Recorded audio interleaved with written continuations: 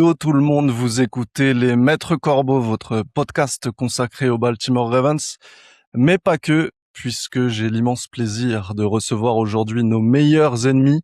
J'ai nommé nos adversaires de l'AFC Nord. Alors, qui sera le roi du Nord en 2026? Est-ce que ce sera les Bengals de Joe Burrow? Est-ce que ce sera les Ravens de Lamar Jackson? Est-ce que ce sera les Steelers d'Aaron Rodgers? Ou est-ce que ce sera les Browns de Deshaun Watson / Shedeur Ouais, on sait pas qui, en fait. / exactement. Le Pour casting n'est débattre- pas fini. Pour débattre de ça aujourd'hui, on a le plaisir de recevoir des invités exceptionnels que je vais vous présenter tout de suite. Le représentant des Cleveland Browns, vous l'avez entendu à l'instant, c'est Kevin, alias Browns France sur X, et co-créateur du podcast The French Dog Pod. Comment tu vas, Kevin, et est-ce que j'ai oublié quelque chose dans ma présentation? Non, je vais très bien, merci de l'invitation. Alors, je vais aussi ajouter créateur du site brandsfrance.com du coup. Brandsfrance.com, c'est noté. Pour les Cincinnati Bengals, Stéphane, alias France-Bengals sur X. Comment tu vas, Stéphane? Salut tout le monde, ça va très bien, merci pour l'invitation en tout cas. Est-ce que j'ai oublié quelque chose? Est-ce qu'il y a un petit podcast spécial Bengals en préparation? Non, on y réfléchit depuis quelques temps, mais pour l'instant il y a encore rien de concret. Je suis le dernier de la bande à pas en avoir. Je vous le souhaite en tout cas. Pour les Baltimore Ravens, vous le connaissez normalement déjà. Pierre, l'indéboulonnable, Ravens France sur X et chroniqueur habitué du Maître Corbeau podcast. Comment tu vas, Pierre? Eh ben, ça va. Bonjour à tous. Oui, en effet, Ravens France sur X depuis peu. On a lié les combats et pour mener la flotte le plus loin possible. Exactement. Et enfin, pour porter la voix des Pittsburgh Steelers, on reçoit Romain, a.k.a. Steelers France sur X et animateur du podcast La Distillerie. Comment tu vas, Romain? Est-ce que j'ai oublié quelque chose? Ça va très bien, t'as rien oublié et merci de me recevoir surtout. Avec grand plaisir. Merci à tous les quatre d'avoir accepté de jouer le jeu de cette preview AFC Nord 2026. On se lance tout de suite sans plus attendre. Mais avant de passer à 2026, on va revenir très brièvement sur 2025. Comme vous avez pu le remarquer, aucun de nous, en tout cas aucune de nos franchises n'a gagné le Super Bowl l'année dernière. Alors, qu'est-ce qui n'a pas marché? Et je vais donner la parole par ordre de classement de division, sinon c'est pas drôle. Du côté des Browns, Kevin, qu'est-ce qui n'a pas marché en 2025? Ah bah là, c'est assez facile, hein, l'attaque au global. Enfin, vraiment, on avait une défense qui méritait de porter une équipe, je vais pas dire au Super Bowl évidemment, mais qui portait une équipe jusqu'à la compétition, en tout cas jusqu'à une place en play-off au minimum. Mais ça, c'était que la défense. L'attaque, c'était cataclysmique du début à la fin. À part quelques petits éléments d'espoir dans les deux rookies, le running back et le tight end. En dehors de ça, c'était vraiment un désastre à voir toute la saison. C'était voilà. Donc sans attaque, difficile de gagner un match. C'est vrai qu'en général, on vous regarde plus pour la défense, qui était, c'est vrai, une très très belle défense. Du côté des Bengals, Stéphane, qu'est-ce qui n'a pas marché l'année dernière? Principalement la défense et puis aussi la blessure de Joe Burrow qui arrive dès la semaine numéro 2. Donc après on l'a perdu pour la moitié de la saison. Donc même si on a continué à gagner des matchs derrière, ça nous a quand même fait du tort sur à certains moments, mais principalement la défense. Ça marche. Et puis du côté des Ravens, Pierre? Oh bah, Arbo, hein, on va dire. La gestion de l'équipe qui était catastrophique. Et puis la grande capacité à ne pas réussir à finir un match. Je pense que c'est principalement ça qui nous a fait du mal. Plus des blessures par-ci par-là, Lamar, Madubuike, enfin, voilà. Donc c'était un bon cocktail de petits trucs, mais tout mis bout à bout, ça fait une saison pas ouf, quoi. Et pour les Steelers, Romain? C'est pas une question facile parce que y a pas grand-chose qui a marché. On était à peu près dans le top 10 en partant de la fin dans toutes les catégories statistiques, que ce soit en attaque, en défense, à la passe, contre la course. On a eu la chance d'avoir les blessures dont on a parlé chez les rivaux de la division. Et du coup, ça nous a permis de faire un petit peu illusion en termes de bilan, mais très franchement, il n'y a pas grand-chose qui a marché la saison dernière. Et on a déjà le premier de division qui commence à se vanter en disant rien n'a marché, mais on était quand même premier de division, les gars. J'ai dit on a fait illusion, attends. C'est honnête, on a fait illusion. C'est de bonne guerre. Très bien, merci pour 2025. On laisse 2025 derrière nous. On va revoir ce qui s'est passé pour chaque franchise pendant l'intersaison. On commence par le haut, c'est-à-dire le front office, general manager, coaching staff en général. Du côté des Browns, vous avez eu du changement, Kevin? Ouais, changement complet avec Stefanski qui s'est fait virer et qui a été remplacé du coup par quelqu'un que vous connaissez bien, Ouais. Todd Monken, et du coup qui a formé son coaching staff avec que des têtes nouvelles, Travis Switzer en coordinateur offensif, Mike Ruttenberg en coordinateur défensif, pardon. Et Byron Storer en coordinateur des équipes spéciales. Un peu, alors il y avait, enfin, je vais quand même revenir sur le coordinateur défensif de l'an dernier. Ça y est, son nom m'a échappé. Qui était en liste pour le poste de head coach du fait de son travail. Son nom va me revenir. Du fait de son travail avec la défense depuis plusieurs années chez les Browns. Et puis un peu un imbroglio en disant Monken, on le choisit en particulier parce qu'il accepte de garder. Ça y est, ça part en revenir. C'est pas grave. C'est Ruttenberg, non, dont tu parles? Non, l'ancien. L'ancien. Qui était promis au poste de head coach. C'est ça, tout à fait. Son nom m'échappe, mais et du coup, comme il a pas eu le poste d'head coach, il a dit non, je reste pas malgré tout, je m'en vais. Et donc c'est bien Rottenberg qui l'a remplacé.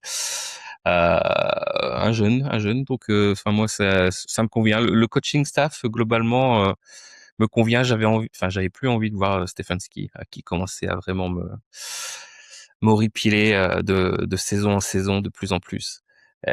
Et donc on repart sur des bases complètement neuves de ce point de vue-là.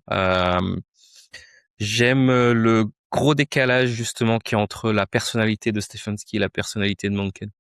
Rien qu'en termes de gestion, enfin pas de gestion d'équipe parce que ça on l'a pas encore vraiment vu, mais de communication et de gestion de vraiment un effectif et pas encore la partie tactique.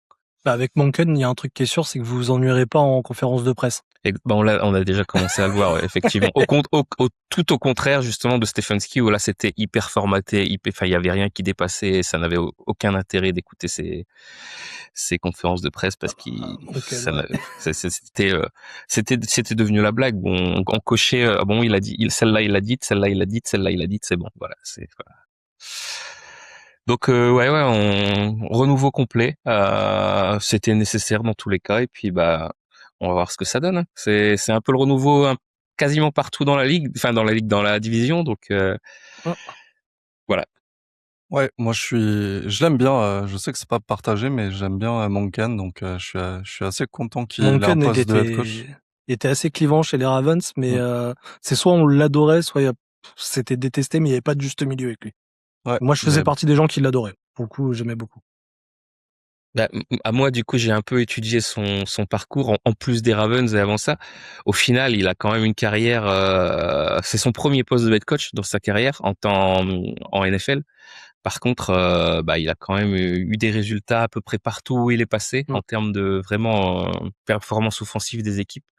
Donc, on va lui laisser sa chance. Hein. C'est un premier head coach pour la première fois. Je crois qu'il a 59 ou 60 ans, mais bon, donnons-lui sa chance. Absolument. Et le coordinateur, c'était Schwartz, non? Voilà, exactement, Schwartz, qui pensait vraiment qu'il allait avoir le poste et au final, bon. Il a pris son somme. Tout à fait, clairement. On passe aux Bengals. Stéphane, côté front office et coaching staff, qu'est-ce qui s'est passé chez vous? Absolument rien. On est la seule des 4 franchises à avoir eu une stabilité en termes de coach principal. À son grand Et désespoir. à mon grand désespoir. On n'a pas changé de GM, il y a rien qui a changé chez nous. Absolument rien. On a le même coaching staff, après toutes les positions. Donc voilà, continuité pour une deuxième saison, en espérant voir des progrès, notamment au niveau de la défense de Al Golden.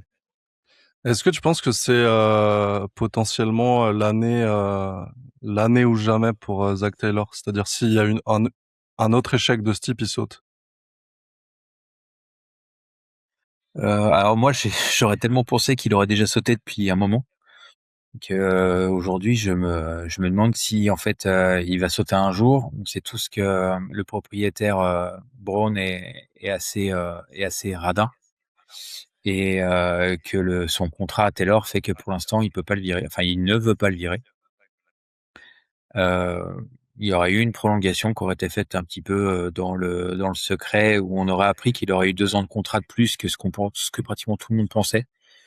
Donc du coup, ça rajoute au fait que on n'est pas convaincu qu'il saute dans un avenir proche. Maintenant, je pense vraiment que cette année, si ça marche pas, je vois pas comment il peut rester encore une année de plus, quoi. Ouais, ça marche. Pierre, du Oh, côté des Ravens, j'allais dire, gros tu pourrais être bouleversement aussi. surpris du temps que peut rester un coach, même en n'étant pas Oui, forcément ouais, j'osais incroyable pas le à chaque dire. fois. Ouais, mais vous alliez en playoff chaque année. Oui, mais c'est ce qu'il sauvait parce que c'était pas Parce non que plus. là, nous, ça fait 3 ans de suite qu'on n'y va pas, hein. Bah, on a nos voisins de Pittsburgh qui étaient un peu dans le même cas que nous. Hein. C'est les Ouais. playoffs qui sauvaient le bonhomme à chaque année, mais c'est pas pour autant que c'était incroyable depuis 2012. Il y a eu des belles années, mais sans ouf. Non, mais nous là cette année, on est en fait libérés. Je pense qu'on est tous un peu libérés par ce changement. On se demandait un petit peu qui allait venir prendre la place de l'indéboulonnable Arbo. Et pour l'instant très content. Pour l'instant très content. Minter, c'était mon call, mon premier call, on va dire avec Weaver. On a eu les deux, ce qui est assez étonnant d'ailleurs. On a été assez surpris parce que d'avoir Minter en head coach, Weaver coordinateur défensif et Declan Doyle aussi coordinateur offensif qui a bossé avec Johnson aux Bears et qui va nous apporter beaucoup de choses. Je pense que là on a une évolution Roman, Monken, Doyle. On n'est pas prêt, il faut qu'on se mouille la nuque. Donc ouais non, on a eu pas mal de changements puis même sur les coachs adjoints, c'est le seul qui est resté chez nous, c'est le spécial team coordinateur qui est là depuis à peu près 96. Donc ouais non mais c'est ça sera autre chose. Après est-ce qu'il faut s'attendre tout de suite à ce que ça clique et que tout fonctionne? Sur le papier, on nous vend un peu les Avengers. On reste les Ravens, nous on regarde les matchs avec un défibrillateur à côté donc ça va pas changer tout de suite, je pense. Mais bon, au moins on va avoir du changement et pour le pire ou le meilleur, ça on verra après, mais ça va être différent, c'est sûr. Et une autre équipe qui a tourné la page de plusieurs années, de longues années de coaching, c'est les Steelers, Romain? Ouais, on a eu un petit peu de changement. Ouais, l'intégralité du staff est partie. Quand Mike Tomlin a annoncé son départ, le reste du staff a été prié d'aller chercher un travail ailleurs, sauf si le nouveau head coach voulait les re-recruter derrière. Et puis donc on est allé chercher un petit jeune, Mike McCarthy et ses 60 et quelques années. C'était un petit peu une surprise. On s'attendait tous à ce que les Steelers fassent du Steelers, c'est-à-dire aller chercher quelqu'un de jeune pour l'installer dans la durée. Et finalement, ils ont pris un autre chemin en allant chercher un coach aguerri. Je pense que le fait qu'ils viennent de Pittsburgh à la base a beaucoup joué. J'ai envie de dire beaucoup trop joué. Ouais. Mais ouais, on est un petit peu dans l'inconnu maintenant. Tout va être nouveau. Et puis on va voir. Moi, ce qui m'intéresse surtout, c'est de voir le nouveau coordinateur défensif, Patrick Graham, de voir ce qu'il va tirer de cette défense qui a sous-performé depuis quelques années, malgré les jolis noms qu'on a dessus et les capacités, le talent de ces joueurs-là. Ouais. Moi, c'est ça qui m'intéresse le plus. Qu'est-ce qu'il va faire Patrick Graham? Pour l'attaque, évidemment, avoir un Mike McCarthy, l'homme qui murmure aux oreilles des QB, ça pourrait nous aider. Mais ouais, ça va être intéressant. Et c'est vraiment le gros flou. On ne sait pas à quoi s'attendre. Côté general manager, vous avez eu du changement ou pas? Non, on a Omar Khan qui est là depuis, ça va faire quoi, 4-5 ans qu'il a repris la suite de Kevin Colbert. Ouais, je pense qu'il n'était pas menacé. Il fait globalement du bon travail. Il arrive à faire des bons deals et puis je pense qu'il est apprécié au sein de la franchise. Donc non, pas de changement et on s'attendait pas à ce qu'il y ait du changement à ce poste-là. Ça marche, très clair. On continue sur les changements de l'intersaison. On va passer en revue de façon un peu générale l'attaque au sens large. Côté Brands, qu'est-ce que vous avez changé pendant l'intersaison? On va peut-être avoir des receveurs cette année, ce qui Oui, sera vous avez bien pas mal. drafté. Parce que ça, l'an dernier, c'était quand même, en plus des problèmes au quarterback qui sont eux pas résolus, on avait en plus pas de receveur. Donc ça devenait difficile, ni de ligne offensive. On comprend pourquoi l'attaque tournait pas. Donc là, Denzel Boston et Casey Conception qui ont été draftés au premier et au deuxième tour. Deux profils totalement complémentaires l'un de l'autre, qui, enfin, qui peuvent amener vraiment de bonnes choses. Alors, faudra encore que le ballon leur arrive, mais ça, c'est un autre sujet. Et de ce qu'on entend depuis la draft et surtout depuis le training camp, s'il y a un profil de tous les rookies et même de tout l'effectif qui sort du lot, c'est vraiment Denzel Boston qui impressionne à peu près tout le monde. Et donc ça, c'est un très bon signe pour nous parce qu'on en a vraiment besoin. En dehors de Jerry Jeudy qui est capable de faire de très belles choses, mais qui est aussi capable de lâcher 5 ballons dans un match, on n'avait rien du tout. Et donc on devrait avoir un effectif de receveurs un peu plus complet, accompagné d'un running back drafté l'an dernier. Alors moi, c'est toujours les noms, les problèmes, ils me reviennent plus. Alors le running back, c'est Quinshot Jenkins, qui sera certainement pas revenu pour le premier match, mais qui devrait revenir assez vite par rapport à sa blessure de fin de saison dernière. Et puis le tight end de Harold Fanning. Pareil, rookie l'an dernier, donc ça sera sa deuxième année, qui étaient vraiment deux très très belles réussites l'an dernier. C'était les deux seuls points positifs de la saison dernière côté offensif.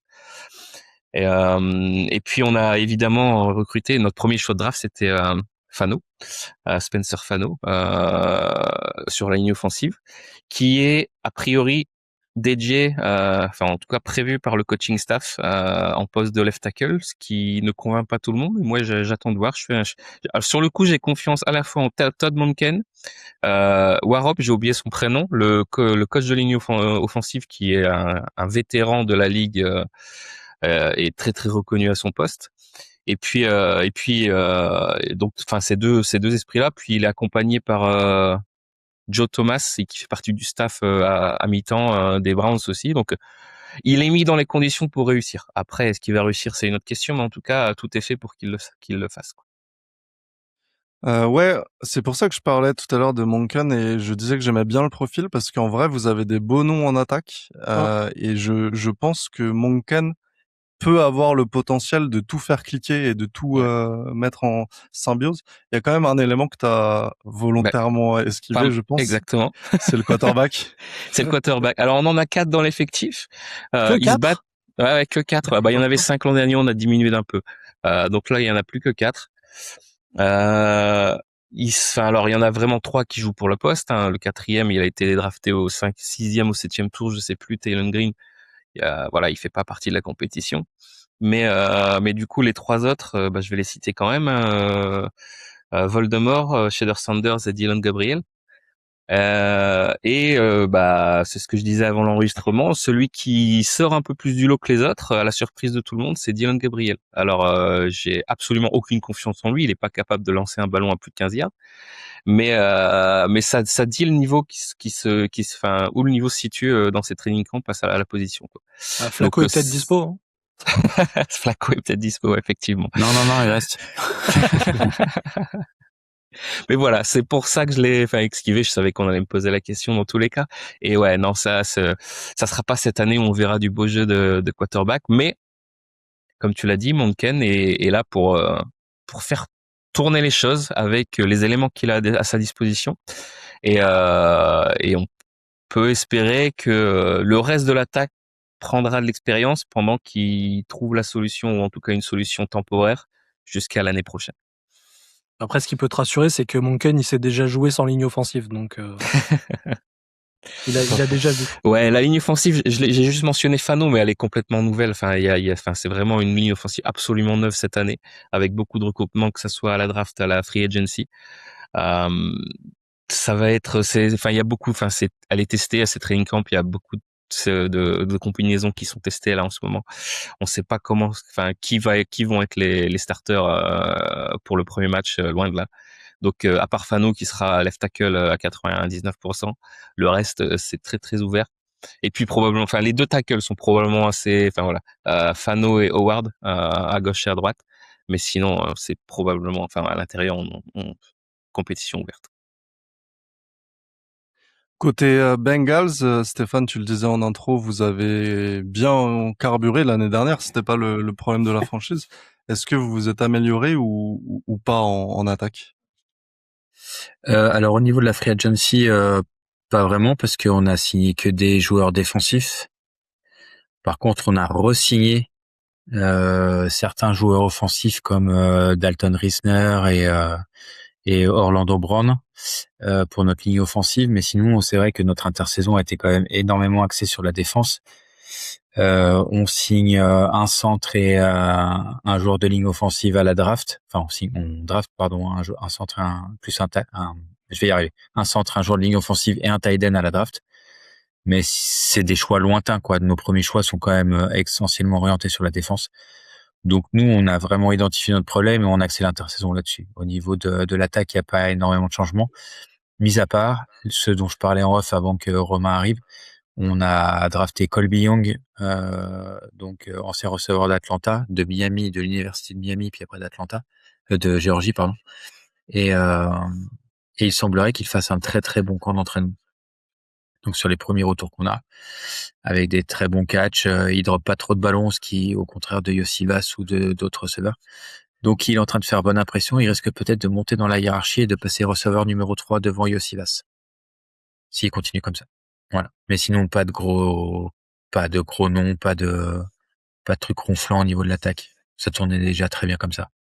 Une vraie question que je me pose, c'est toujours Chase Brown votre running back? Oui. Ok. Bah, c'est Milliard en l'année dernière. alternance, non? Ah oui, non, c'était pas un jugement, c'était vraiment, je me demandais s'il avait bougé ou pas. Et il Non, était non, en alternance avec Pirine en plus. Oui, mais et c'est lui quand même, lui qui est C'est quand même lui le 1, ouais. ouais, c'est comme le numéro 1 très largement. On avait drafté Taj Brooks il y a 2 ans, mais l'année dernière était surtout utilisé sur les retours de coups de pied. Ouais. Et peut-être qu'il prendra plus de place dans la rotation cette année, mais sinon non, notre comité de receveurs c'est Brown en premier, Perrine en 2 et Taj Brooks en 3. De running backs, ouais.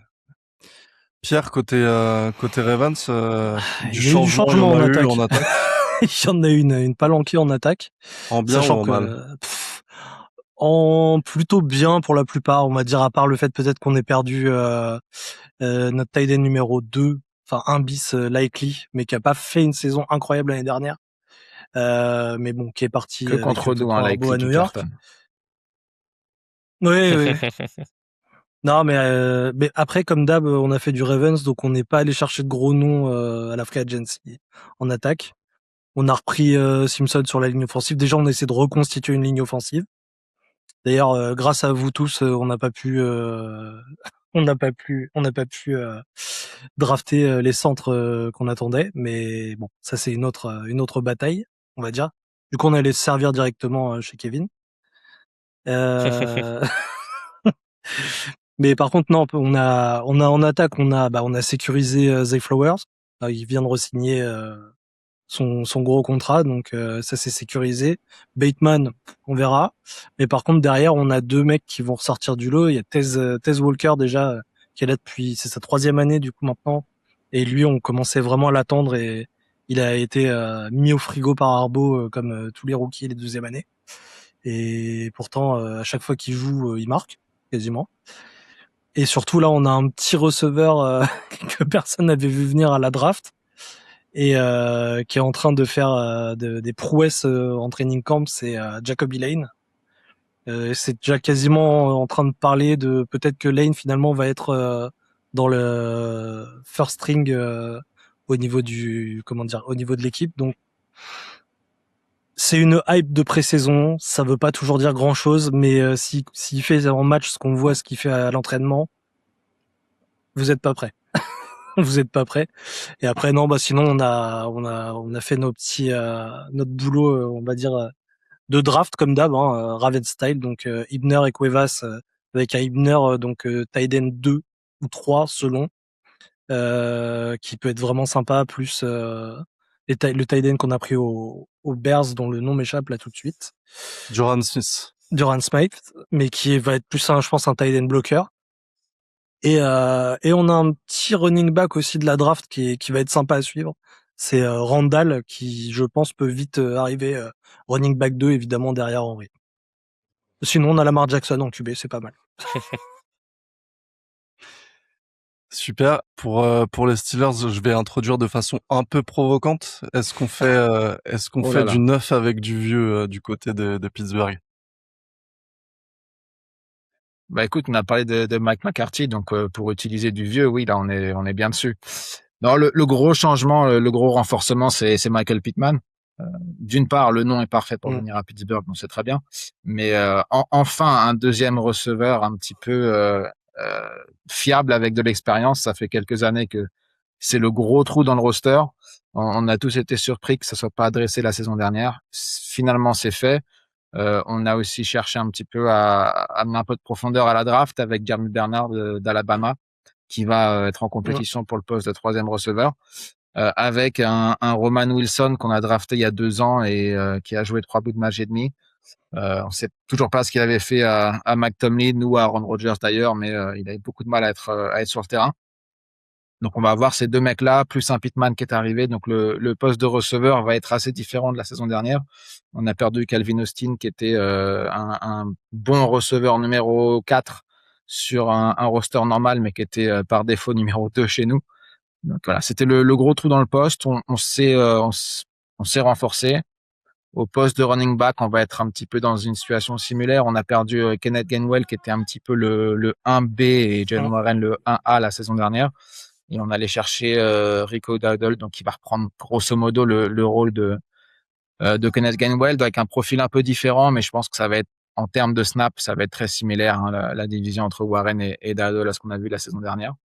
Et un petit point qui est intéressant sur la ligne offensive, on n'a pas beaucoup de changements. On va retrouver probablement 4 des titulaires de la saison dernière, mais dès le début du training camp, le staff a décidé qu'on allait changer tout le monde de côté.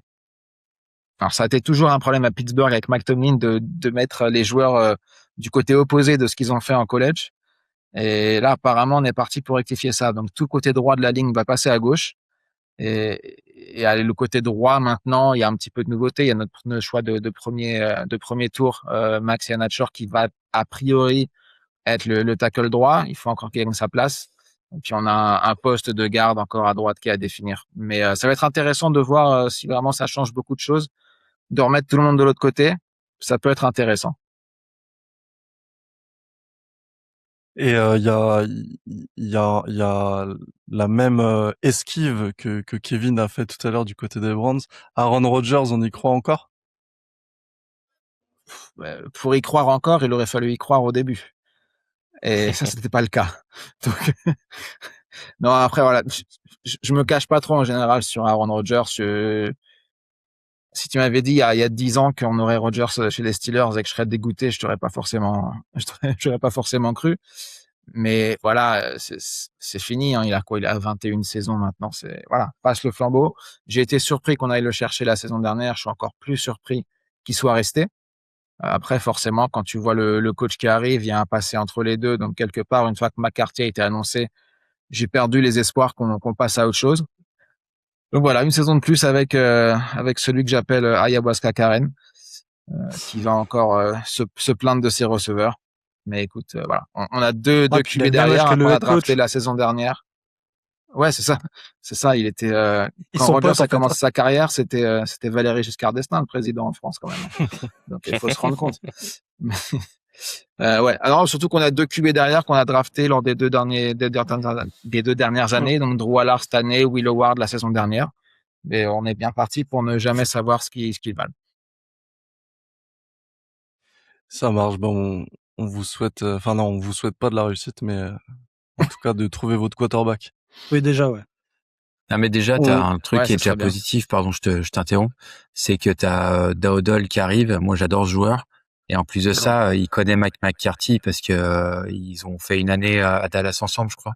À Dallas, ouais. Et donc, ça va déjà faciliter Ouais, aussi ça pas mal de choses. J'ai dit quoi?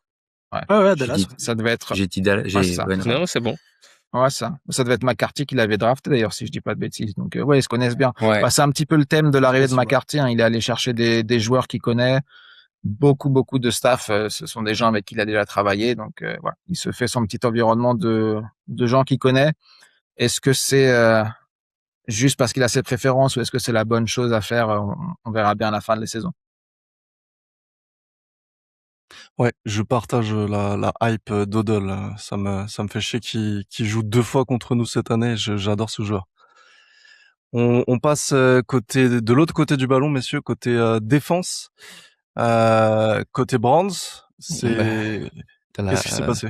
Je pense que C'est passé quelque je chose, n'apprendrai c'est chez les la Browns? nouvelle à personne, mais le meilleur défenseur de la ligue enfin en tout cas élu l'an dernier et à mon avis, alors ça c'est il y aura toujours des débats, mais à mon avis de la ligue entièrement depuis plusieurs années, Oui. c'est Myles Garrett qui a été échangé et envoyé aux Rams. Alors évidemment avec le niveau du joueur c'est un crève-cœur. Enfin il avait été drafté chez les Browns en first overall. Ça faisait quasiment c'était sa 10e saison. Ça aurait été sa 10e saison s'il était resté chez nous. Et donc échangé contre plusieurs choix de draft du premier tour et Jared Verse. Alors ça enfin c'est un élément de consolation évident. Hein. Enfin moi, Jared Verse, alors c'est pas moi qui suis les Rams le plus du fan, enfin du groupe de fans des Browns, mais malgré tout, je le suivais déjà un peu et très content de le voir arriver. En tout cas, c'est une belle consolation par rapport à la perte de Myles Garrett, surtout que enfin, on va enfoncer des portes ouvertes, mais Myles Garrett, il est plus proche de la fin de carrière que du début. Et Jared Verse, c'est l'inverse. Il est encore sur son contrat rookie, donc d'un point de vue financier, c'est bénéfique. D'un point de vue avenir, c'est bénéfique. D'un point de vue purement talent sur le terrain, bon, on est certainement perdant. Mais aujourd'hui, ça, est-ce qu'on a bien préparé l'avenir? C'est une bonne question. Et je continue là-dessus, surtout par rapport à des critiques que moi je portais à Myles Garrett depuis plusieurs saisons et qui s'avère que justement c'est peut-être en train de changer avec l'arrivée de Jared Verse. C'est que oui, il montrait tout son talent sur le terrain et du coup de par son niveau de jeu, il montrait le chemin, mais c'était tout. Ouais. Il montrait pas le chemin par son comportement, que ça soit sur ou en dehors du terrain, en termes de leadership, en termes d'emmener avec lui ses coéquipiers. Et ça, c'est quelque chose qui saute aux yeux avec le comportement de Jared Verse depuis son arrivée. Training camp ont commencé il y a une semaine là maintenant. Et tout ce qu'on voit ressortir de ces training camps d'un point de vue comportement de la part de Jared Verse, c'est exemplaire, c'est ce que j'attendais de Myles Garrett. Et donc voilà, ça c'est la grosse défense, la grosse différence côté défense. Globalement, la défense est restée à peu près la même. Il y a eu des départs, enfin, ça y est, enfin, le nom, le linebacker qui est parti aux Bears, je crois. Ça a pu me revenir, mais bon, voilà, globalement, la défense est restée la même, avec, et ça c'est aussi un point très positif de mon point de vue. J'étais très très content qu'on le draft au 2e tour. La draft du coup de Emmanuel McNeil Warren, poste de safety, qui on l'a drafté en plus. Enfin, tout le monde était à peu près d'accord pour dire qu'il aurait dû partir un peu plus tôt que ça. Donc, quand on réussit à faire ce genre de choix un peu plus tard que prévu, c'est toujours bon signe. On avait eu à peu près le même type de scénario qui s'était passé avec JOK il y a quelques années, avec malheureusement le malheur qu'on connaît depuis avec sa grosse blessure, et il rejouera probablement plus jamais au football, mais le scénario est à peu près le même lors de la draft, et donc très très content, aussi content que lors de la draft de JOK. Si on résume, c'est la même défense, moins Myles Garrett, en gros. Ouais, alors moins Myles Garrett, plus Jared Verse. C'est-à-dire que si on résume à moins Myles Garrett, on se dit putain, ils ont quand même vraiment beaucoup perdu. C'est compensé en partie. À voir à quel point ça va disrupter. Alors en plus du fait qu'il y ait plus le même coordinateur défensif, globalement la défense reste la même. Et puis j'ai pas mentionné, mais il faut quand même le mentionner, le rookie défensif de l'année, Carson Schwetzinger, qui lui a donc prouvé son talent sur sa première saison. Et moi, enfin, je suis un grand fan du poste de linebacker dans le football américain, et donc là, de l'avoir vu gagner ce titre de rookie défensif, voilà, j'étais un grand partisan, et très content pour lui, parce qu'il vraiment il le mérite. Par rapport à ce que j'ai vu en termes de linebacker rookie depuis quelques années, parce que là, sur le coup, sur toutes les équipes, je suis le linebacker, et vraiment c'était très très impressionnant, parce qu'il avait en plus la green dot, comme on dit sur le cas, c'était lui le patron de la défense en termes d'appel des jeux, et chapeau. Ok, Ouais, super. c'est pas volé, hein. Très très bon joueur. Super intéressant, en tout cas. Ça va être intéressant à suivre le changement de cette défense avec le départ de Myles Garrett. Ouais. Côté Bengals, Stéphane, tu disais tout à l'heure que ça a pêché fort la saison dernière. Est-ce que vous avez changé quelque chose? Bah oui, toute notre intersaison a été quand même principalement axée là-dessus, avec déjà le gros truc de l'intersaison, c'est qu'on est allé chercher Dexter Lawrence, qu'on a pris aux Giants, qu'on a échangé avec les Giants contre notre premier tour de draft. Donc c'est pour ça que cette année on a commencé qu'au deuxième tour de notre draft. Donc un immense renfort avec un joueur extraordinaire. Donc on espère juste c'est qu'il a bien récupéré physiquement et qu'il sera apte à être de retour au niveau où il était quand il était chez les Giants. On a signé aussi Jonathan Allen sur la ligne défensive, donc un gros ajout aussi. Et puis alors qu'est-ce qu'on a fait d'autre comme ajout? Tac, je regarde vite fait. Boye Maffei, oui, bien sûr, comment je peux oublier ça. Boye Maffei, qui a été donc champion avec Seattle, donc edge rusher, qui est venu compenser la perte de Trent Richardson, qui est parti dans une équipe. Je connais pas trop cette équipe-là. Joue en violet, mais bon, voilà. Et Minnesota. et puis voilà, c'est ça.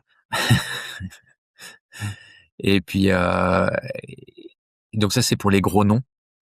Et puis derrière, après sur la draft, on a Brian Cook aussi qui est venu en safety je me remémore un peu les affaires en même temps parce que c'est mine de rien, ça commence à faire quelques mois tout ça. On a vraiment mis pas mal de sous sur la défense parce que Brian Cook c'est aussi un super joueur qui est safety qui était chez les Chiefs. Donc on a recruté un petit peu à tous les postes de la défense sauf au niveau des linebackers. Où l'année dernière, on avait drafté 2 jeunes joueurs qui n'ont pas forcément donné satisfaction, mais a priori, le staff a décidé de leur donner une deuxième chance cette année. Donc, ça risque d'être un peu le point faible de notre défense cette année, ce cœur de défense, là, enfin, ce deuxième rideau. Et donc, après, à la draft, nos 2 premiers choix, c'est des choix défensifs aussi, avec Cassius Howell donc au deuxième tour, en edge, qui a priori fait un camp d'entraînement monstrueux depuis une semaine. Il passe son temps, ses journées à mettre Orlando Brown sur les fesses. Alors certains diront que c'est pas bien difficile, mais il a encore aujourd'hui des highlights qui sont sortis où il l'a complètement explosé. Il le fait reculer sur 5 mètres et il le met sur le cul. Et puis en deuxième choix, on a pris Tacario Davis, un cornerback. Donc voilà. Le corner que je voulais à la draft. Ah. Il va être très très bon. Il va être très très bon. Bah écoute, les avis sont partagés sur lui. Donc il y en a qui disent que c'est moyen, il y en a qui disent que c'est très bon, qu'il a un très gros potentiel. Donc on espère que c'est toujours pareil avec la draft, tu fais des paris, donc tu espères toujours que la pièce elle va tomber du bon côté. Mais voilà, nous on a tout changé, enfin on n'a pas tout changé en défense, mais on a mis de la valeur ajoutée. On a rajouté des gars qui vont normalement faire passer un un palier à cette défense. Et on n'a pas besoin, vu notre attaque, on n'a pas besoin d'avoir une défense top 5 en fait. On a juste besoin d'avoir une défense qui nous fait encaisser 10 points de moins par match et on gagnera beaucoup plus de matchs. Ok, ouais, ça va être intéressant à suivre aussi. Trey Hendrickson, tu qualifies comment sa perte? Est-ce que ça va peser lourd dans son départ de la défense des Bengals? Alors, comme je te l'ai dit juste avant qu'on entaque l'enregistrement, moi je suis pas un grand fan de Hendrickson.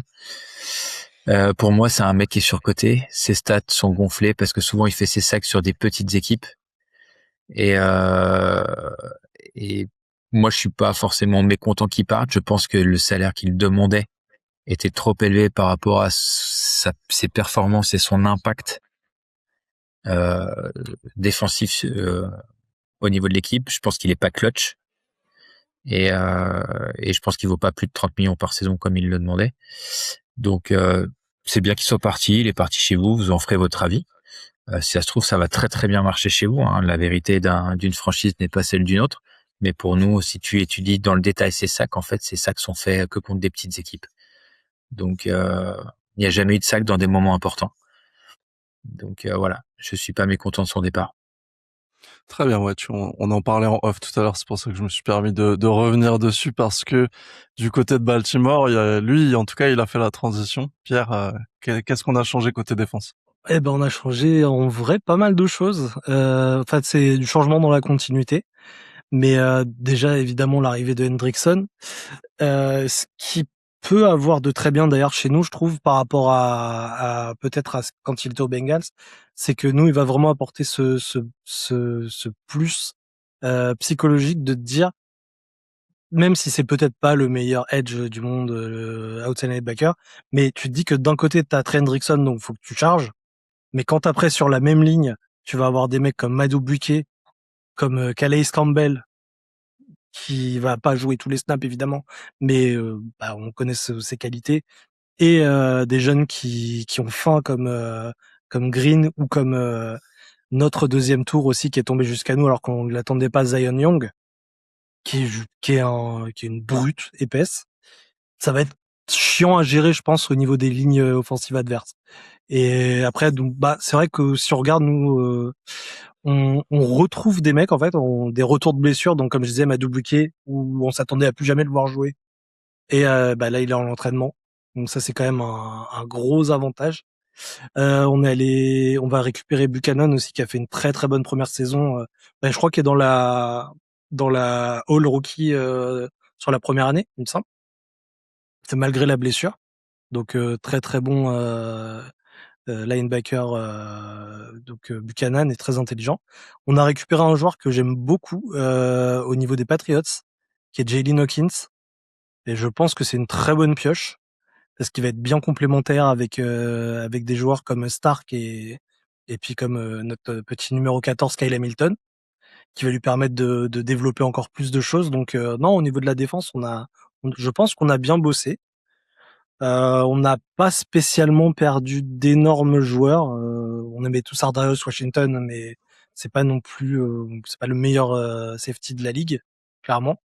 Donc non, là je pense qu'on a plus comblé les trous et rajouté de la qualité par petites touches, et récupérer des mecs qui pour le coup, eux, ont une qualité intrinsèque qui est déjà très présente. Ouais, c'est vrai que le gros trou dans la raquette, c'était la ligne, et on a la chance d'avoir Madou Buquet et Hendrickson qui arrivent, donc ça va faire du bien. J'ai une Et question. ouais, vas-y Stéphane. Vous jouez en 3-4 ? On sait pas encore, je t'avoue que on sait pas encore comment on va jouer, parce Parce que que je suis en train de regarder votre depth chart et Hendrickson, ils le mettent linebacker. ils le mettent outside linebacker, ouais. Ouais. Ok. Ça va dépendre de Anthony Weaver, Mais ouais, t'as Anthony Weaver qui va gérer sa ligne comme il veut, et puis Minter qui déguise beaucoup, qui change beaucoup, qui alterne 4-3-3-4, qui va alterner aussi avec beaucoup de de formation avec des DBs qui vont avoir plusieurs boulots. Donc c'est plutôt mouvant, on va dire. Ah, petite question. Un outside linebacker, on est d'accord qu'il part de plus loin. Logiquement, oui, de plus haut, Ouais, mais on est d'accord. Alors tu Et regarderas, debout, surtout. Hendrickson, il fait 2 snaps. Ouais. Et Hendrickson, il fait 2 snaps. Il est sur le bord de la touche et il a le masque à oxygène. Donc déjà, il faisait ça quand il partait de la ligne chez nous, puisqu'on joue en 4-3. Donc tu vas lui rajouter du chemin. Alors c'est pas énorme non plus, hein, mais voilà, si à chaque fois tu le Alors, fais partir de plus loin, après, peut-être, si tu le regardes sur le truc de ESPN ou je sais pas sur quel truc, mais des fois, ils te donnent des formations qui sont finalement pas vraiment celles qu'on va utiliser. Ce qui va peut-être être plus defensive end ou je sais d'accord. pas exactement. Il est noté en tant que outside linebacker. Maintenant, c'est pas vraiment sa position naturelle, on va dire. Ouais, c'est assez difficile à lire. Je me permets de compléter ce que dit Pierre parce que là, on a un double changement qui est Anthony Weaver et Jesse Minter. Donc c'est assez difficile à lire pour l'instant le type de jeu et de schéma qu'ils vont mettre en place côté défense.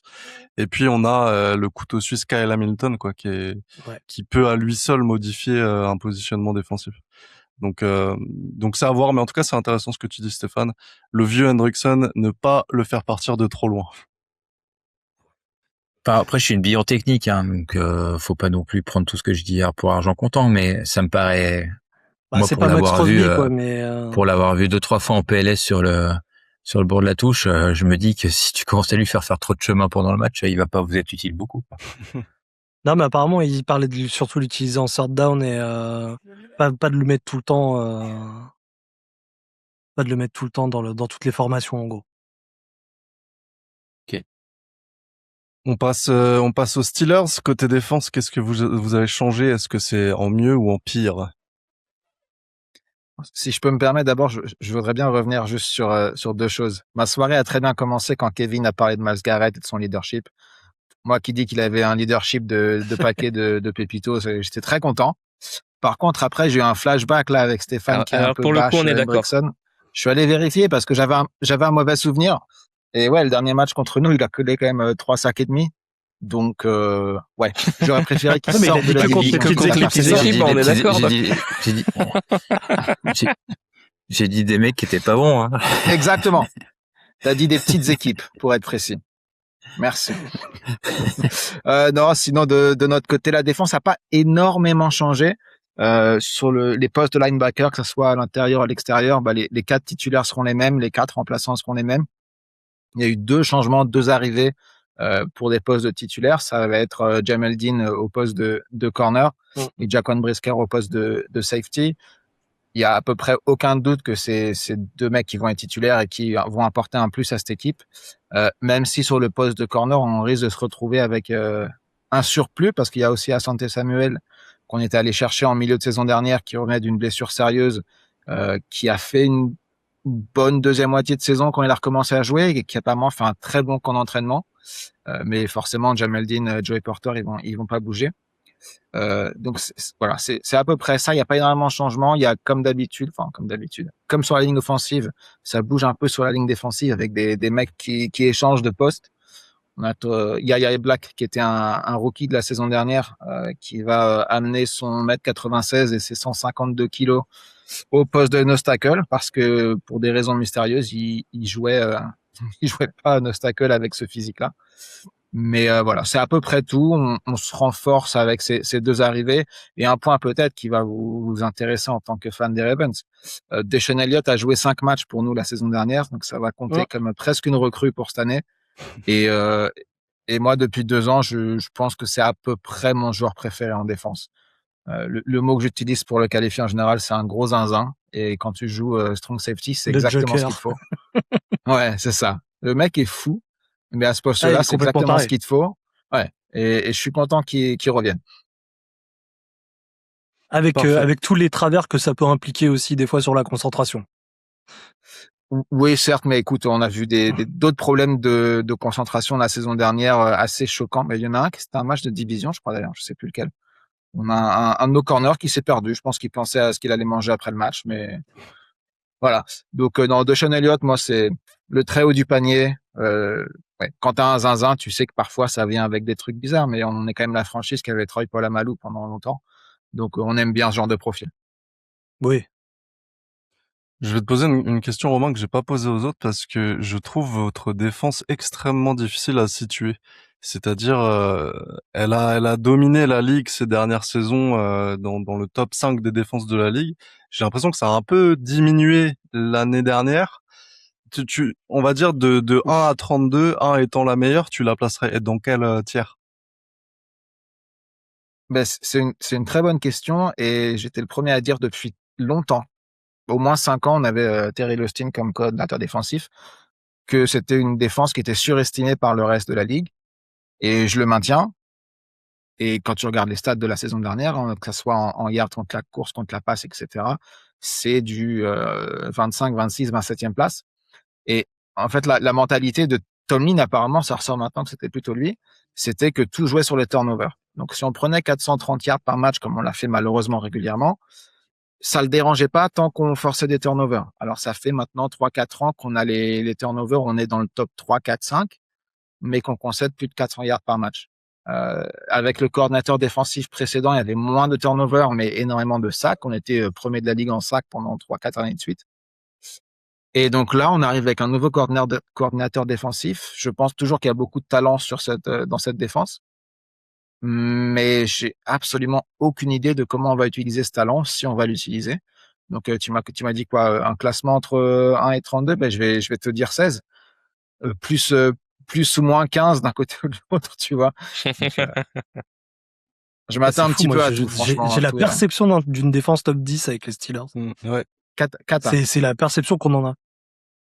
Ouais, ben tu vois, c'est ce que je te Ok. dis, c'est que la ligue a surcoté cette défense parce que bah il y a les trucs que tu vois dans les highlights, quoi. Il y a les turnovers, il y a Hum. les sacs, mais si tu Et regardes puis le on les match, voit tu jouer quand même 2 prends fois par an, hein. ouais, mais ça se passe toujours bien contre vous. Je sais pas pourquoi, sauf le match de playoff où j'avais la chance d'être dans votre stade dégueulasse. Très bien le Mais en stade. général, on s'en sort ouais, mais il y avait trop de fans des Ravens dedans. J'ai trouvé ça incroyable. Mais ouais, non, c'est une défense qui a été surcotée. C'est surcoté ou sous-utilisé par les coordinateurs défensifs, mais ouais. Et je suis beaucoup plus sévère que le reste de la ligue, peut-être. Ok, ce sera à suivre. Ah, après, à votre décharge, vous avez Patrick Quinn. Non, non, on commence pas, Pierre. Non, non, non, là, non. Ouais, Il ouais, était bah si écoute, fort chez nous. bah écoute, oui, nous aussi. Donc, c'est un poste dont j'ai pas parlé, mais oui. On a les mêmes titulaires que la saison dernière, avec les avantages et les inconvénients qui viennent avec. Bon, super. Bah, ce sera à suivre. On va parler très rapidement en quelques mots de la draft. Est-ce que vous pourriez me donner une note, on va dire sur 20 parce on est francophone, une note de votre draft? Et est-ce que vous estimez que vous avez bien couvert les besoins de votre équipe? Du côté des Browns, Kevin? Ah bah, alors moi, enfin, je vais peut-être être un peu positif, hein, trop positif, mais j'estime qu'une draft, on la note au grand maximum sur les 3 premiers tours. Le reste, c'est du bonus si on réussit. Enfin voilà, on le sait pas à l'avance. Et nous, sur les 3 premiers tours, enfin, les besoins ont été attaqués là où il fallait exactement, enfin, au rang où il fallait au niveau de la draft. J'ai déjà cité la plupart des noms, donc je vais rappeler enfin, on avait plusieurs. On a quatre choix au premier et deuxième tour. Fano, Casey Conception, Denzel Boston et McWarren. Enfin, ça y est, j'ai perdu. McNeil Warren. Pour les choix du premier tour, puis Brailsford au troisième tour en centre. Enfin, sur 20, je vais pas aller, je vais pas dire 20 parce que ça serait n'importe quoi, mais au moins 16. Ouais. Enfin voilà, on était très déçus des drafts depuis plusieurs années en dehors de l'année dernière. Ça fait 2 ans où les drafts sont globalement bonnes sur le papier, et là cette année, ouais, vraiment, les 3 premiers tours, enfin, c'est du très bon.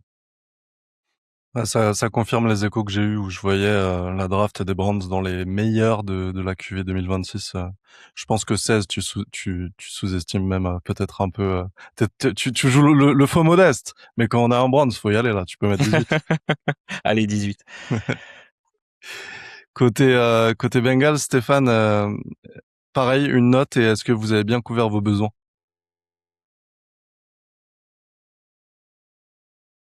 On t'entend pas. Ah, t'as le micro coupé, Stéphane.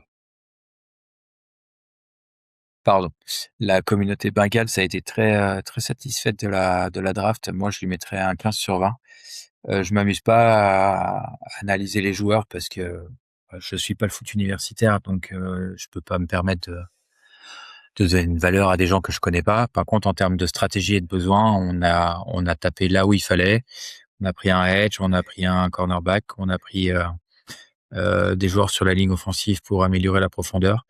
Voilà, on verra ce que ça donnera, mais moi je suis satisfait de la draft. Ok, vous aviez plus de premier tour, c'est ça, cette Oui. saison? Ouais. On a avec le trade pour Dexter Lawrence, on a donné notre premier tour à New York. Ouais, c'est ça. À John Harbaugh en plus. Ouais, pour qu'il fasse n'importe quoi. Mais la transition est toute trouvée.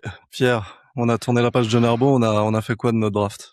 Bah nous, je trouve que la draft elle est belle par rapport à là où on était placé. Après, on part de moins loin que d'habitude, donc c'était plutôt cool. Mais personnellement, j'ai deux joueurs de mon top 10 sur les 2 premiers tours. Je pensais pas que ce serait possible d'avoir les deux. Donc on est très bien entre Vega qui va devenir un pilier de la ligne offensive, qui est déjà en train de le devenir au camp d'entraînement, et à mon avis Zion Young qui peut vraiment faire du sale. Et les petites surprises derrière des receveurs qui nous faisaient aussi un peu défaut, pour tout dire. Donc non, on est plutôt bien. Le seul need qu'on n'a pas pu combler, c'est les centres.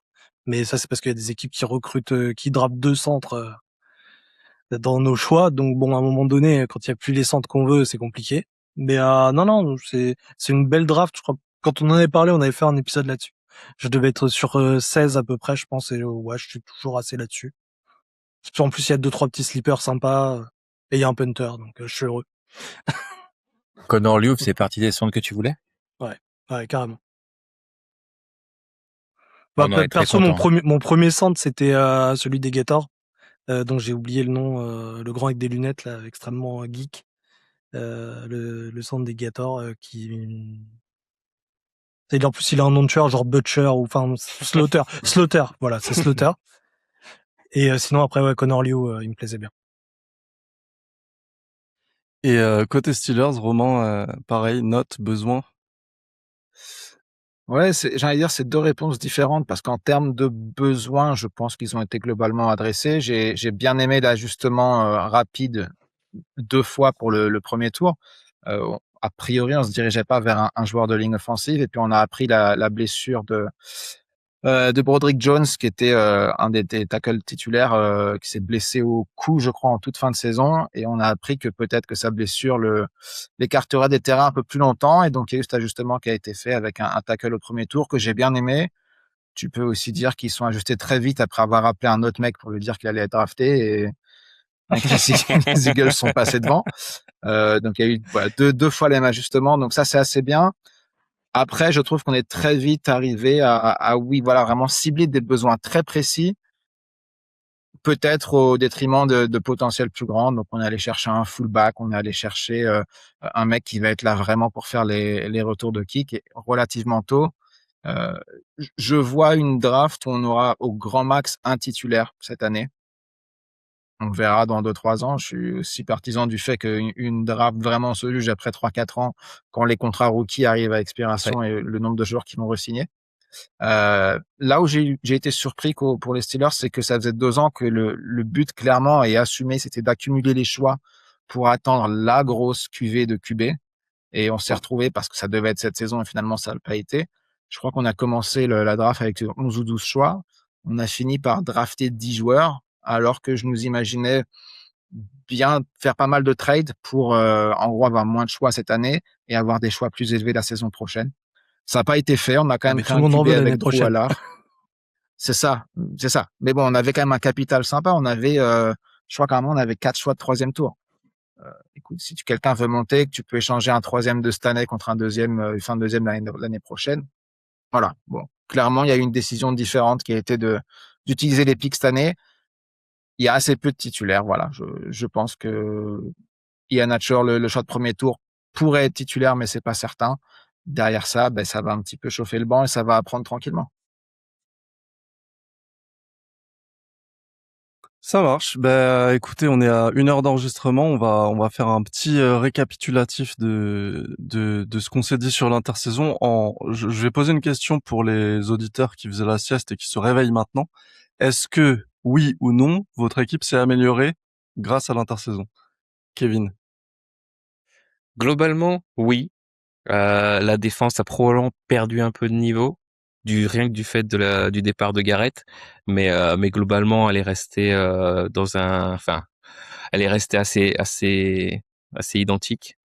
Le nom que je cherchais tout à l'heure, c'était un ancien des Steelers, c'était Devin Bush, mais qui a été remplacé par Oula. Williams des Jets. Et donc, mais c'est surtout côté offensif où on partait de tellement loin qu'on n'a pu que se renforcer surtout. Ça veut pas dire qu'on gagnera plus de matchs que la saison dernière, puisqu'il y a toujours le problème au poste principal. Mais globalement, oui, l'équipe s'est renforcée sur l'intersaison, ça c'est indéniable. Ça marche. Stéphane, pour les Bengals? Ah oui, nous clairement oui. On a la même attaque et on s'est amélioré en défense en amenant des mecs avec de l'expérience et qui ont fait leur preuve dans la ligue. Donc normalement, on s'est amélioré. Pierre? Oui, au sens large, on s'est amélioré malgré les pertes de certains joueurs un peu importants. Je pense que en tout, on s'est amélioré. Et Romain pour les Steelers? Je vais te dire oui, ne serait-ce que l'arrivée de Michael Pittman comme deuxième receveur, qui était vraiment le grand trou dans le roster. Ça suffit à te dire que oui. Et puis Jamel Dean et Jaquan Brisker, avec des postes, on n'avait pas forcément de grosses difficultés, mais qui vont prendre des places de titulaires. Ouais, je vais te dire oui.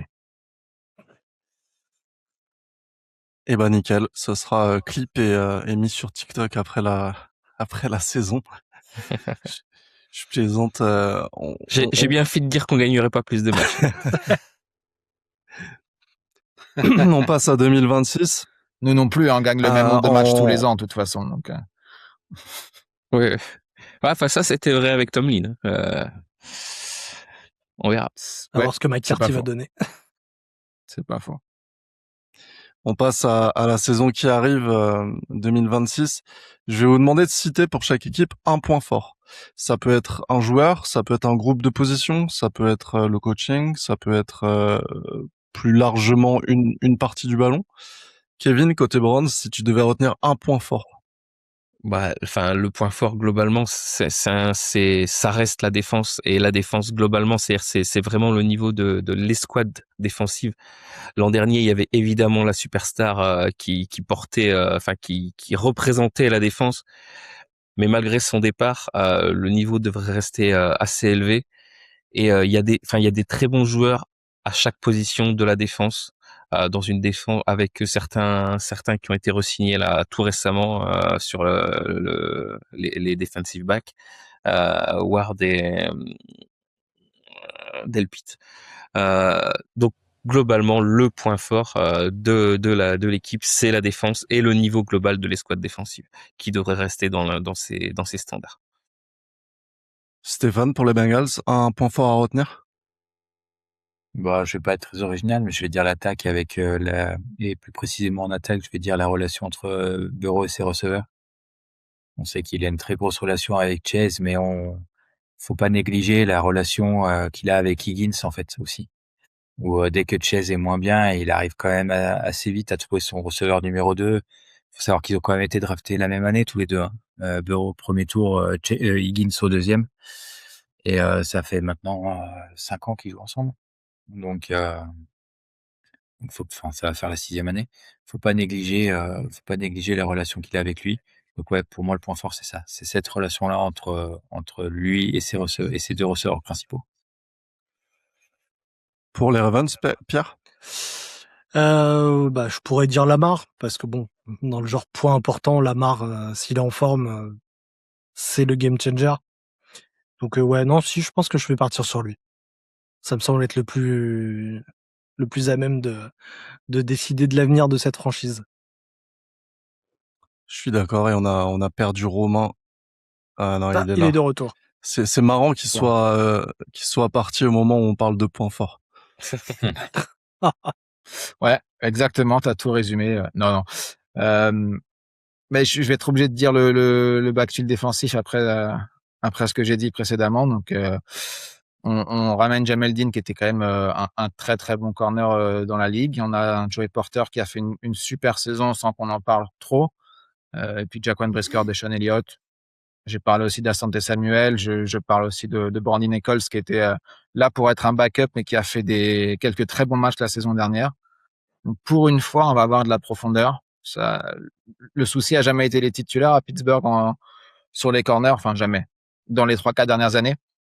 Mais c'était qu'il y avait beaucoup de blessures et que derrière, il y avait des gros trous. Il y avait un gros écart entre les titulaires et les backups. Là, on a peut-être un peu plus de profondeur. Donc, je vais être obligé de dire ça. Et quand même, je rajoute Cam Hayward parce que dès que j'ai l'opportunité de le mentionner, je le fais. Parfait. Même question pour le point faible, ou en tout cas le point où vous êtes le moins serein. Kevin, ce serait quoi? Est-ce qu'il y a besoin de poser la question? C'est enfin, quarterback, là, enfin, je l'ai dit tout à l'heure, mais les trois se battent pour qui sera le moins mauvais au niveau du training camp. Et donc, tant qu'on n'aura pas réglé ce problème qu'on s'est recréé il y a quelques années, et ben, on n'arrivera pas à être compétitif sur la durée. Donc, le point faible, c'est le quarterback et ça va durer toute la saison parce que j'ai aucune confiance en nos trois joueurs. Et donc, ça sera le point faible toute la saison et c'est pour ça que j'ai dit il y a 5 minutes qu'on gagnerait pas plus de matchs, quoi. Stéphane, pour les Bengals? Pour moi, le point faible, ça va être les squads de linebacker, puisque c'est la seule ligne qu'on n'a pas renforcée en défense. Les deux qu'on a drafté l'année dernière, Demetrius Knight et Barrett Carter, ont fait des bonnes choses, d'autres moins bonnes, mais c'était pas foufou. A priori, on veut leur donner une deuxième année et leur laisser une chance de montrer qu'ils ont progressé. Donc, on va voir. Mais c'est à la fois une sorte d'inconnu mais aussi un point faible selon moi. Enfin, avant tout un point faible. Ah, c'est intéressant, ok. Pierre, tu dirais que c'est quoi le point faible des Ravens? Alors, même si ça a été adressé à l'intersaison, je pense que le travail de la ligne offensive, alors c'est les PTSD, hein, mais me fait encore peur et c'est s'il y a vraiment un endroit où on peut être enfoncé très vite sur un match, ça pourrait être là. Maintenant, à voir ce que ça va donner. Mais je pense que c'est vraiment un de nos plus gros points faibles potentiels de cette saison. Ouais, je suis d'accord. Même si ça sera jamais pire que l'année dernière, je pense. Et Romain, pour les Steelers, votre point faible?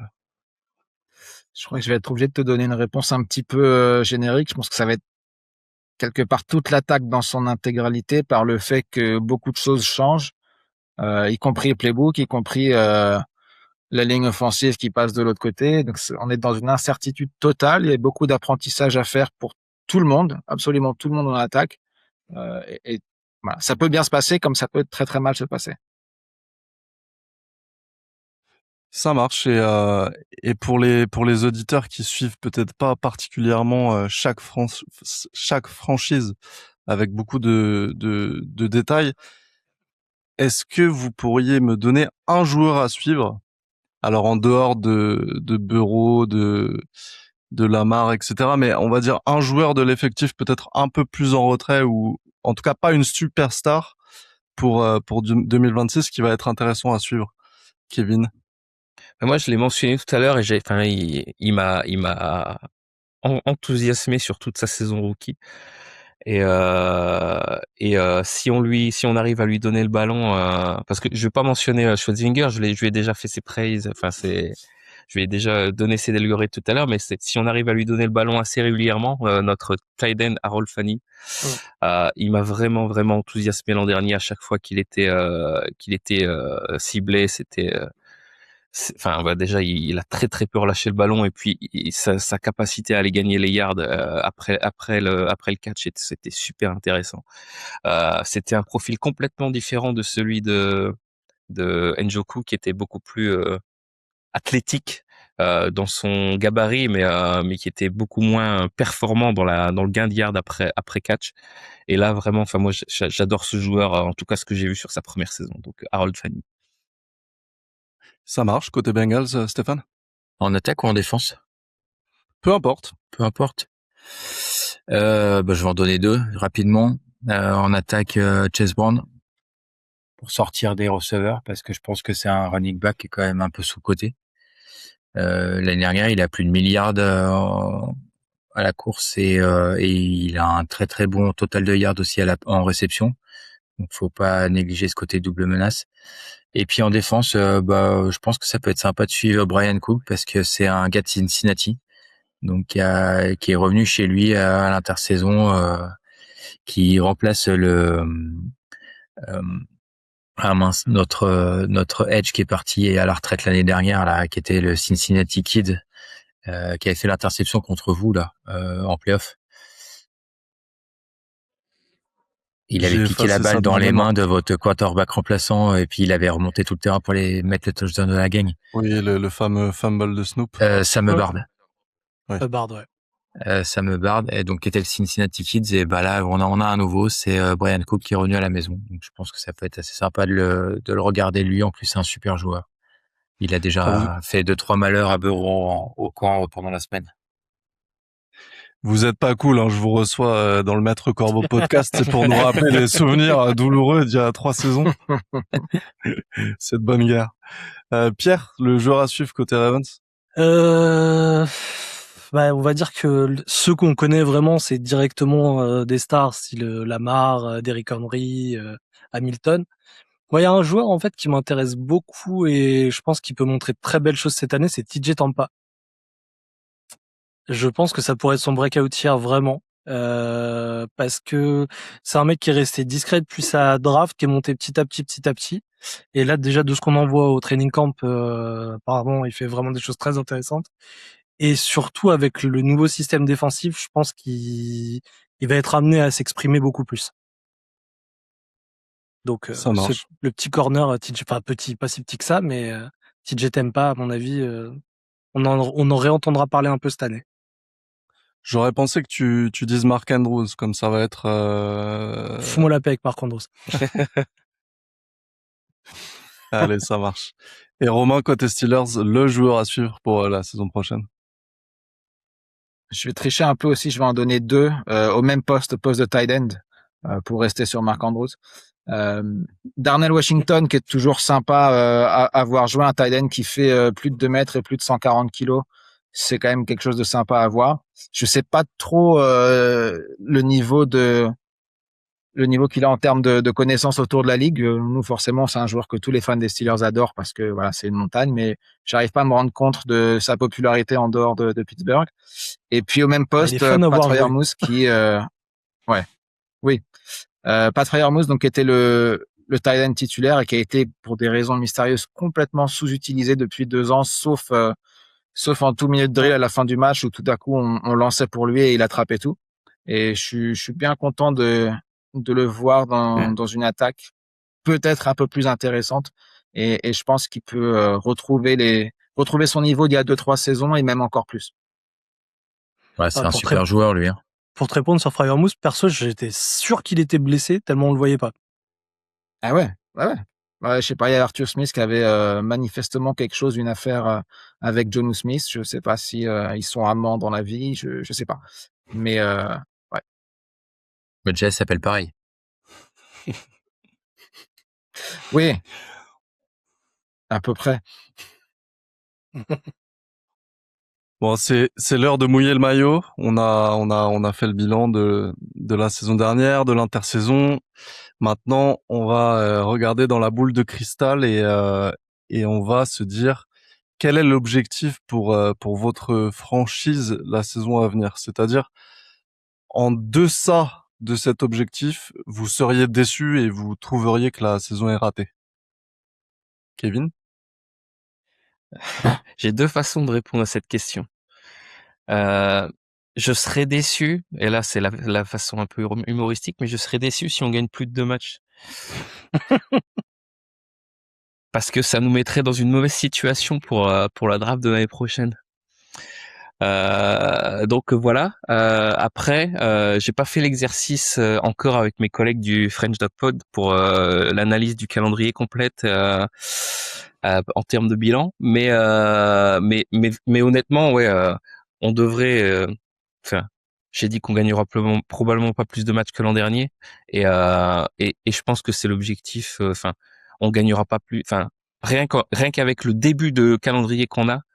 Parce que celui-là, ça, je m'en souviens. Par contre, avec sur les 9 premiers matchs, 6 matchs à l'extérieur, c'est 5 victoires. Je vois pas plus que ça. Donc, si c'est pour gagner 5 victoires, autant en gagner 0. Quoi. Enfin, c'est Objectif tanking. Ouais. Ouais. C'est par rapport au stade que vous jouez autant à l'extérieur au début ou pas?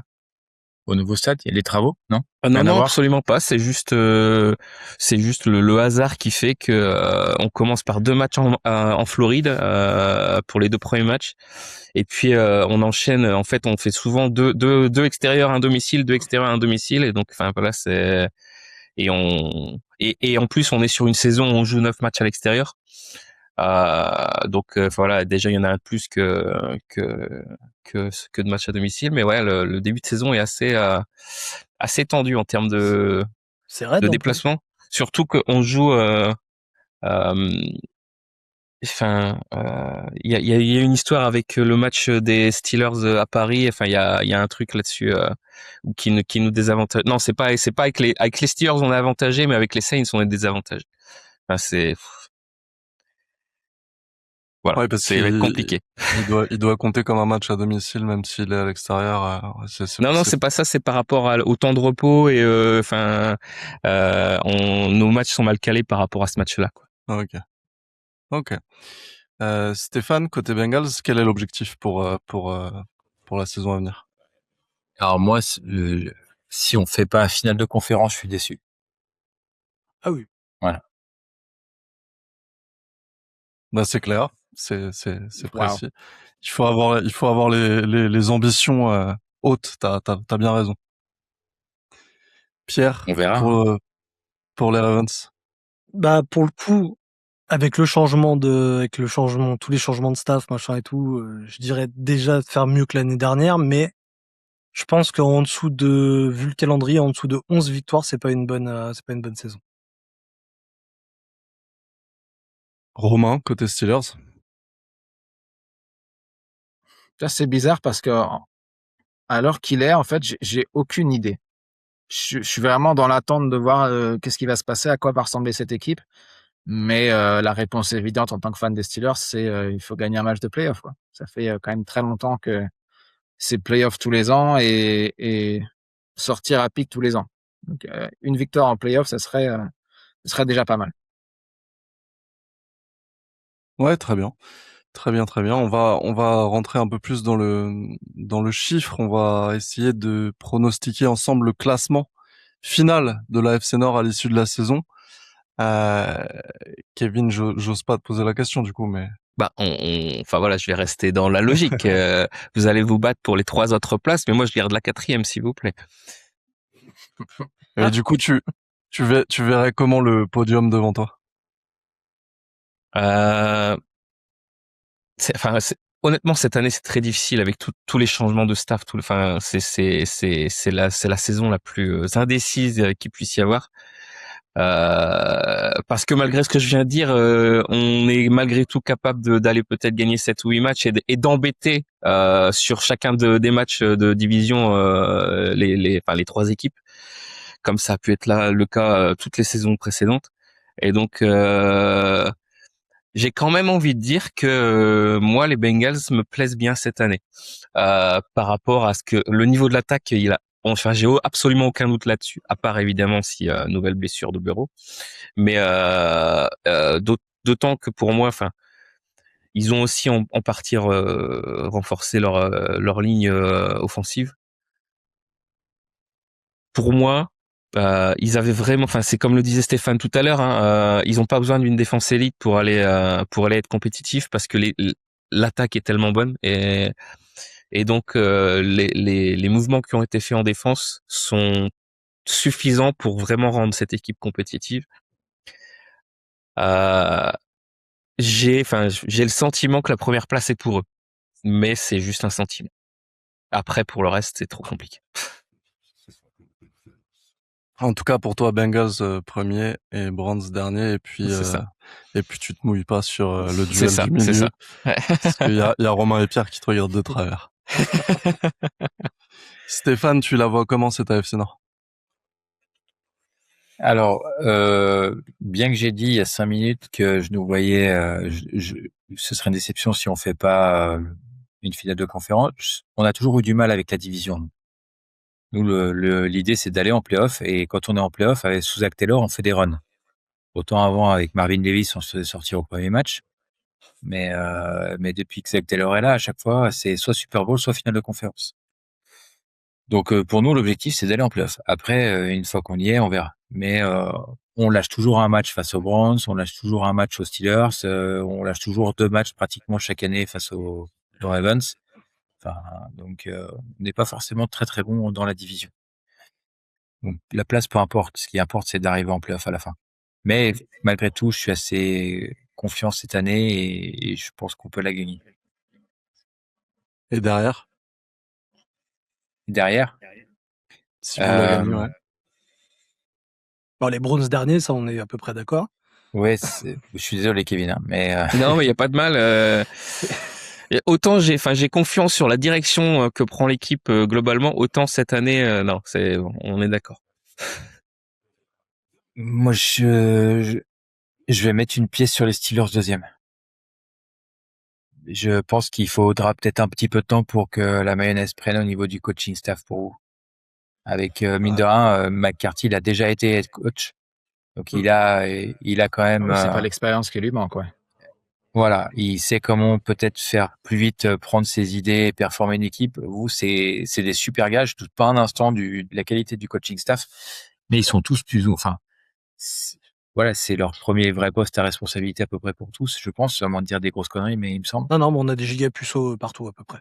Et peut-être que voilà, ils vont peut-être à un moment donné se planter et perdre 2-3 fois des matchs par-ci par-là parce qu'ils vont prendre des mauvaises décisions. Et c'est peut-être ce qui fera passer votre équipe de la 2e à la 3e place dans la division. Pierre, de ton côté? Bah, moi, c'est marrant parce que comme Kevin, il y a un truc, je me dis, en gros, ce qui va un peu décider du classement final, c'est si Burrow arrive à garder ses genoux en une seule pièce. Parce que s'il se blesse pas, ou toute autre partie de son corps, hein. Oui, voilà. Parce que l'année dernière, c'était le pied, il y a 2 ans, c'était le poignet. De toute façon, dès qu'il frôle une porte, il se fait mal. Donc, à un moment donné, il va falloir faire un truc aussi à ce niveau-là. Déplacez-le de stade en stade, mais enroulé dans du bulle, je pense. Non, mais le mec, il se fait marcher sur le pied. Il y a des gars, ils se font marcher sur le pied toutes les semaines dans tous les matchs, et ils finissent pas par se faire opérer par une fracture d'un métatarse au niveau du pied, quoi, tu vois. C'était contre nous, ça, d'ailleurs? Non, contre les Jaguars. Parce que je sais que c'est le poignet. C'est le poignet, ouais. En même temps, il s'était pris Madi Bouquet plein but. D'autres auraient pu se blesser. Non, mais il y a une vraie fragilité physique du gars déjà de base. Ouais, depuis qu'il a joué dans Maman j'ai raté l'avion, il a changé. Non, après, non, point de vue classement, oui, bah, je gâcherai rien en disant que j'imagine pas les Browns finir ailleurs que 4e. Même si je pense que Monken peut être performant, mais pas à ce point. C'est trop compliqué. Il y a encore un peu trop de trous dans la raquette. Je pense que les Browns ont le potentiel de finir, les Bengals ont, le potentiel de finir premier, évidemment, au vu de l'équipe. Et encore une fois, bah, là, ça va dépendre des blessures.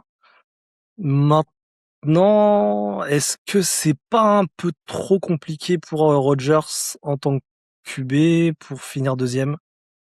Parce que ça va être quand même un élément, je pense, assez décisif par rapport à ça.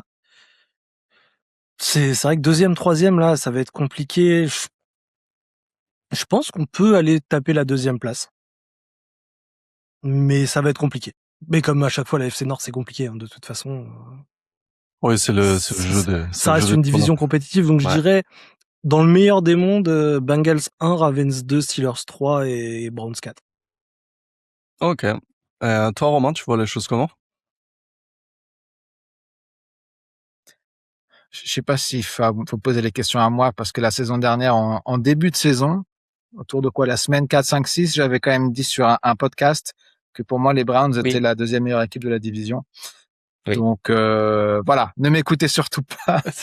Mais Je dis alors, beaucoup de conneries. je vais te défendre parce que voilà, tu nous as estimé et c'était quand même assez surprenant d'un point de vue au moment où tu l'as dit et d'un point de vue purement talent à ce moment-là de la saison. La défense montrait qu'elle était vraiment une défense élite de l'année. Et en dehors du quarterback qui avait encore des difficultés, l'attaque commençait à montrer quelques signes de vie. Donc c'était compréhensible que tu puisses dire ça à ce moment de la saison. C'est gentil, Kevin. Je pense que si je peux t'engager pour justifier les conneries que je dis dans ma vie en général, ça serait bien. Non, mais tu les as dit sur mon équipe, donc voilà, j'essaie de te renvoyer un peu la balle. Ouais. Après, c'est vrai que c'était la période où les Ravens tournaient à 450 yards en défense pendant que Hamilton C'est était ça. blessé. Et j'avais dit, c'est pas un mec qui va revenir et qui va tout changer. Et j'avais encore eu tort. Du coup, pour finalement répondre à la question, ben, je vais te dire oui, je vais dire Browns en 4. Je vais dire quelque part, j'ai envie de dire comme d'hab. Ravens 1, Steelers 2, Bengals 3. Je peux pas te donner de raison logique. Je sais que objectivement, on a peut-être une équipe moins forte que les Bengals, mais ils trouvent toujours un moyen de lâcher quelques matchs et de finir derrière. Et puis la nouvelle tradition de la NFL, manifestement, c'est de finir la saison sur un Steelers-Ravens. Et en général, il y a beaucoup de choses qui se décident sur ce match-là. Donc voilà, je pense que je vais dire comme d'hab, avec le même scénario que d'habitude. On a même des fois fini sur 2 Steelers-Ravens directement, coup sur coup. Oui, c'est vrai. Il y a 2 ans, je crois qu'on fait nos 6 matchs de division sur les 8 dernières semaines ou quelque chose de stupide comme ça. Donc, ouais. Ah, il y a un truc à dire quand même. J'ai vu entendre ça l'autre jour, je savais pas. Apparemment, les calendriers des Browns et des Bengals sont parmi les plus faciles de la ligue selon les chiffres Ouais, alors officiels là. ça oui. C'est, enfin, intrinsèquement c'est le cas, mais on sait très bien que se baser sur le bilan de l'année précédente Ouais, au bout je te de 6 rejoins matchs, entièrement. Ouais. ça veut plus rien dire. Donc Je te rejoins entièrement. Et puis au-delà du on fait peut que dire à la fin d'une saison qui a eu le calendrier le plus facile, mais avant ouais, le c'est début de ça. la saison, Ça. c'est illusoire. Il y a plein de gens Mais- qui devaient jouer les Patriots l'année dernière qui Oui. devaient avoir un calendrier facile et puis au final ils ont pris des boîtes. Hein. Ouais, les Ravens. Mais les effectivement, je on a un crois, des calendriers les plus faciles. Ah, nous, on est censé avoir un calendrier assez facile aussi cette année, normalement. sixième plus facile selon les projections, quoi. Mais ouais, je suis d'accord avec vous, Bah, ça vaut ça ce que change ça un vaut. peu, hein, régaler. parce que Ouais. De toute façon, après, après, à les chaque fois, précédentes ça où tu joues ressort des équipes que... ouais, ça ressort souvent d'intersaison. Et puis finalement, tu penses à la construction du calendrier qui est faite pour que si tu as fini dernier, tu retrouves le dernier d'une autre division. Oui. Bah, c'est un petit peu logique que tu as un calendrier a priori un peu plus facile. C'est là qu'on voit ceux qui ont bien bossé à la draft. Oui, c'est vrai. En tout cas, si je résume le consensus de chaque représentant, c'est bon, les Browns derniers, forcément, malheureusement encore pour vous. En premier, on a quand même les Bengals qui se dégagent en potentiel le plus élevé, et puis il y a un beau duel comme habituellement, Ravens Steelers au milieu pour l'AFC Nord. La saison prochaine, ce sera à suivre en tout cas avec comme d'habitude beaucoup de hâte. Ben, en tout cas, il me reste à vous remercier, les gars. Merci beaucoup d'être venus, d'avoir joué le jeu et d'être venus représenter et parler de vos franchises respectives. Je rappelle très rapidement où on peut retrouver chacun d'entre vous. Et n'hésitez pas à compléter si j'oublie des choses. Kevin, c'est Brands France sur X et le podcast The French Dog Pod pour parler de l'actualité des Brands. C'est bien ça? Ouais. Et je réitère le site brownsfrance.com qui existe qui a été lancé au premier match de la saison dernière et donc qui commence à prendre un peu son élan. On va fêter les 1 an bientôt. Ça marche. Stéphane, toi, c'est France-Bengals sur X, c'est ça? Bengals-France, je crois. Même moi, je sais plus. Putain, quelle vie. Ouais, non, c'est ça, c'est Bengals. Ah, c'est écrit depuis tout à l'heure, le truc. Non, c'est France en premier. Non, attends, je te dis des conneries en plus. Putain, je suis vraiment une purge à moi tout seul, quoi. On Je me remettra les déteste. liens dans les descriptions, ce sera plus simple. On remettra les liens. Et au pire, essayez les deux. France underscore Bengals. Putain, quel connard. Tu vois, j'avais bien fait mon boulot. Non, Dans mais la moi, barre de l'été, recherche. moi, j'ai beaucoup de mal. Je coupe vraiment. Mais quand la saison est finie, je coupe, mais complètement. Et alors, pour m'y remettre, c'est compliqué. Pierre, Ravens France sur X et puis le Maître Corbeau podcast. Ça te va, Pierre? Sur toutes vos meilleures plateformes, évidemment. Sauf Apple.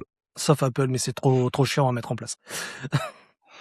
Romain, toi de ton côté, Steelers France sur X et le podcast La Distillerie. Vous êtes sur YouTube, vous êtes ailleurs? YouTube et toutes les plateformes, Spotify, même Apple, on s'est embêté à aller jusque-là, voilà, toutes les plateformes. Et si je peux en profiter pour ajouter, les Steelers jouent donc à Paris, on en a parlé. J'ai un bar qui a accepté de nous accueillir. Venez nous voir le samedi soir, donc la veille du match, si vous êtes dans le coin. Venez nous voir. Tout le monde est bienvenu, même si il y aura beaucoup de Steelers. C'est quel bar? C'est un bar qui s'appelle La Victoire, dans le 11e. D'accord. Le nom est choisi. Exactement. En tout cas, il me reste à vous souhaiter une excellente saison à tous, messieurs. Nos chers spectateurs, n'hésitez pas à laisser en commentaire votre pronostic pour la FC Nord. Ça sera intéressant de lire ça. Et puis, que le meilleur gagne. Bonne chance à tous. Bonne chance à tous. Bonne saison à Merci pour tous. l'invitation, c'était sympa. Ouais. Merci beaucoup. Ciao.